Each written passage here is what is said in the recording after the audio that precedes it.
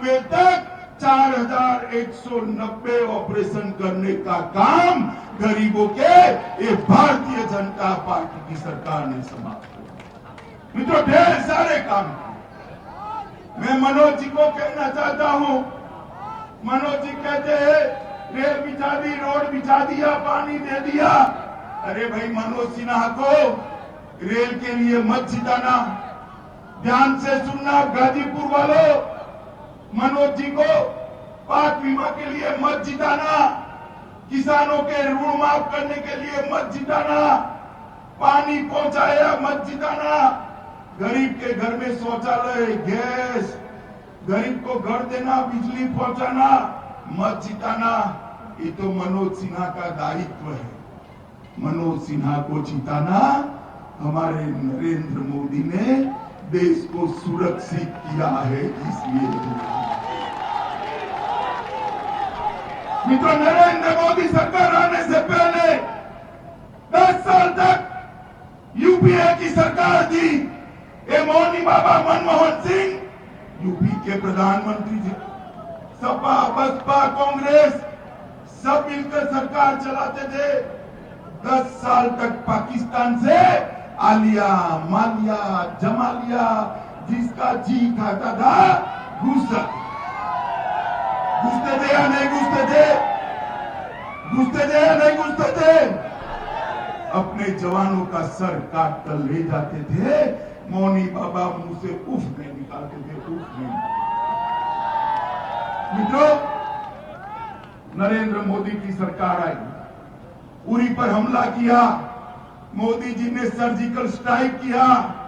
ये निंदा करने वाले कहने लगे surgical strike is not a policy, it was fluke. ये नीति नहीं है, ये अचानक अचंभे में किया हुआ काम है। पाकिस्तान ने फिर से पुलवामा पर हमला कर दिया, 40 जवान मारे गए, निर्मम हत्या कर दी गई। देश भर में गुस्सा, हताशा, निराशा, आक्रोश।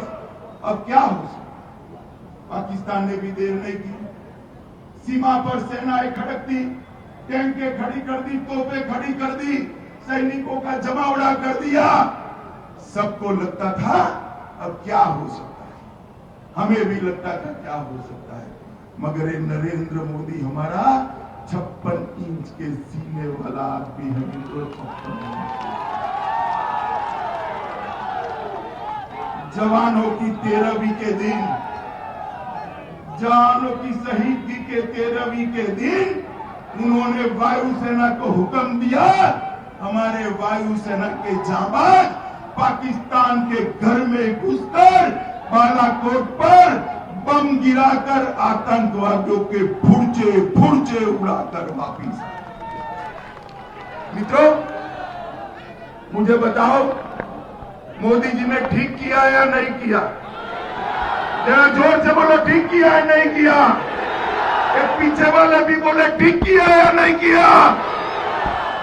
देश भर में उत्साह, आनंद आ गया।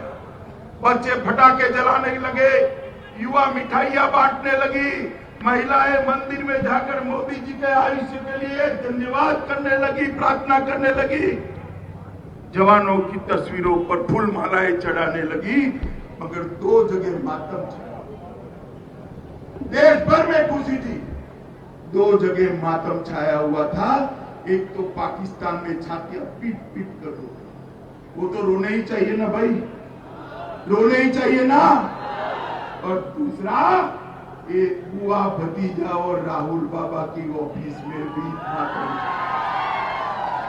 उनके चेहरे का नूर चला, उनके चेहरे का नूर चला।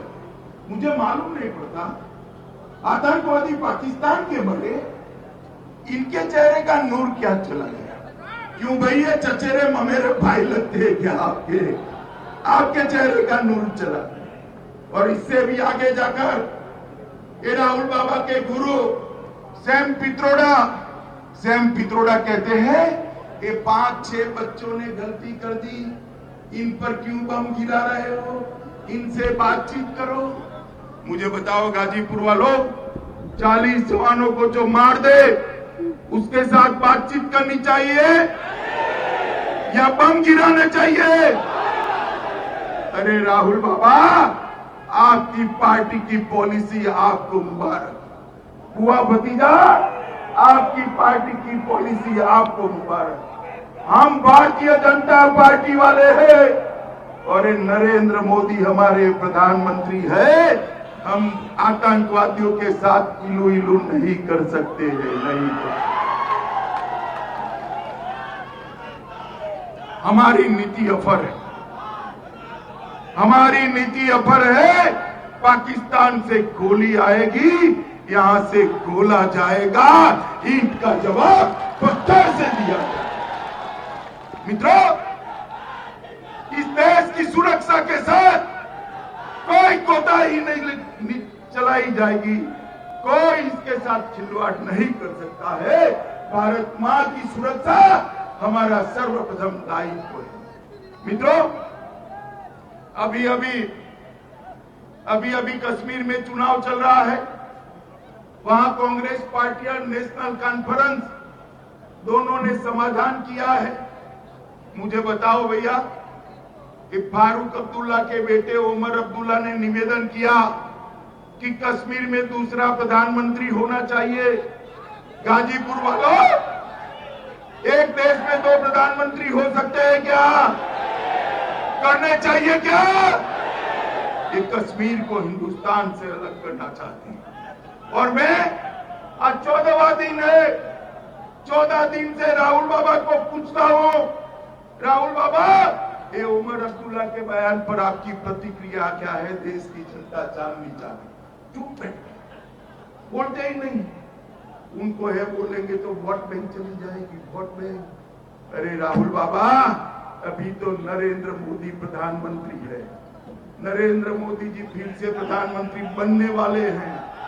अगर किसी दिन, सुनो जरा, किसी दिन हम सत्ता में नहीं रहे, भाजपा वाले विपक्ष में भी बैठे, तो जब तक भाजपा के एक भी कार्यकर्ता के तन में प्राण है, कश्मीर को हिंदुस्तान से कोई अलग नहीं कर सकता।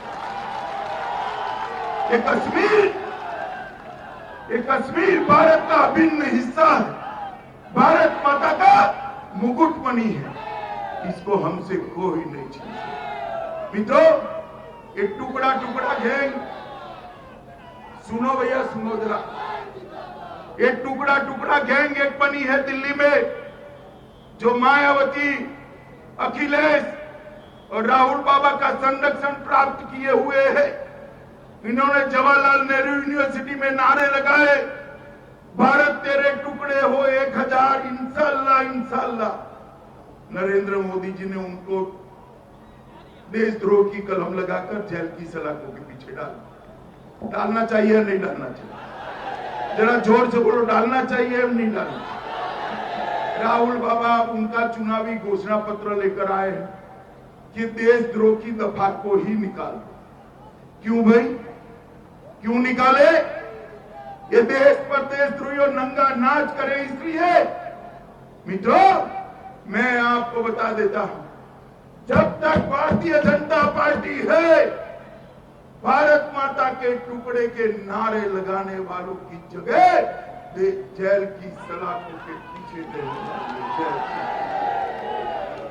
मित्रों, राहुल बाबा एंड कंपनी, ये सपा बसपा अपनी वोट बैंक की पॉलिटिक्स के लिए देश को टुकड़े टुकड़े करने वालों के साथ। आप मुझे बताओ भाई,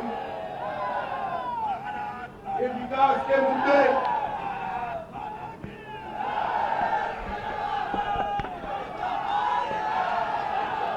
मित्रों, ये विकास के सारे मुद्दे, देश के 50 करोड़ गरीबों के कल्याण के लिए उठाए सारे कदम, किसानों के कल्याण के लिए उठाए हुए सारे कदम, रेलवे बढ़ाई, रोड बनाया, पीने का पानी बढ़ाया, ये सब करने के बाद भी अगर देश सुरक्षित न रहा तो देश का भला हो सकता है क्या? हो सकता है? मुझे बताओ, ये सारे गठबंधन, महामिलावट, महागठबंधन इकट्ठा हुए हैं, वो देश को सुरक्षित रख सकते हैं क्या? रख सकते हैं क्या? ये मायावती देश को सुरक्षित रख सकती है? अखिलेश रख सकते हैं क्या? राहुल बाबा रख सकते हैं क्या? देश को सुरक्षित कौन रख सकता है?